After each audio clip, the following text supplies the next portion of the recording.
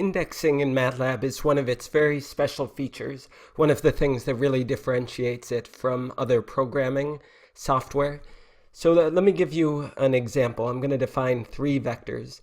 V, this is going to be a vector of ones, and let's say it's a length 20 vector. Okay, there it is. Then I'm going to make W. Okay, this one's just going to be more random. It's going to be 6, 2, 18. And I'm going to put a semicolon after it so that I get a little more space on the screen so it doesn't get printed out. Then I'm going to say the vector K is going to be 10, 100, 1,000. Okay, I've defined these three different vectors, V, W, and K, and then I want to show you how indexing works in MATLAB. So I'm going to show you that by an example. I'm going to do V parentheses this other vector equals K. So what did it just do? So this V that it printed, it's changed the values of V. Now, what happened? The sixth entry, so when I do VW, that's like saying make the sixth entry of V equal to 10, make the second entry of V equal to 100, and make the 18th entry of V equal to 1,000. Okay, so here's the second one, it's 100. Here's the sixth entry of V, it's now 10. And here's the 18th entry of V, it's 1,000. So I could have done it a little differently. I could have done, say, V of W equals -8. So that meant the sixth, the second, and the 18th entries of V became equal to -8. If I had tried something like V of W equals the vector 2, 9, then I get an error message because I gave it three different coordinates. Okay, I gave it the coordinates 6, 2, and 18, but I only gave it two numbers. So it works fine if it's one number. That's like saying make all of those equal to that one number, but it doesn't work with two numbers. So you either have to say V of a vector equals a single number, or V of a vector equals some vector of the same length. So that's what we did up here. V of this length 3 vector equals this other length 3 vector. So I can also use this to delete entries. For example, say I have Z equal to, let's say, start at 0, go up by 2, stop at 100. Okay, and then I've put a semicolon so it didn't print this big length 50 or so vector. And then say I want to delete every third entry of Z. How could I do that?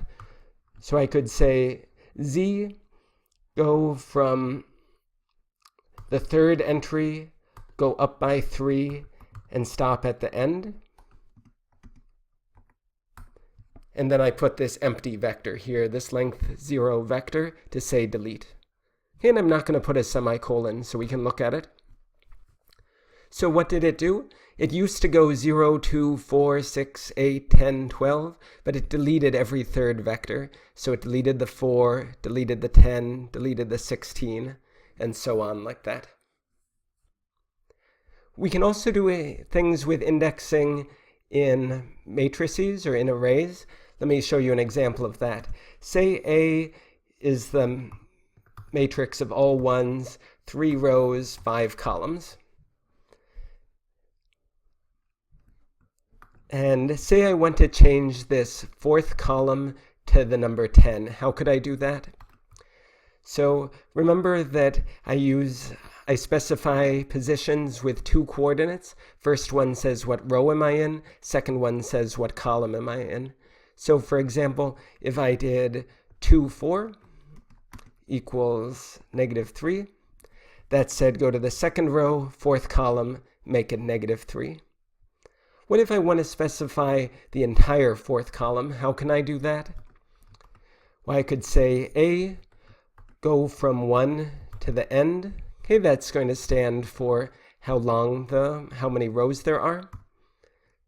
Okay, and then I want to be in the 4th column, so that's why I put this 4 here. And then I say, let's make all of these equal to, how about 100?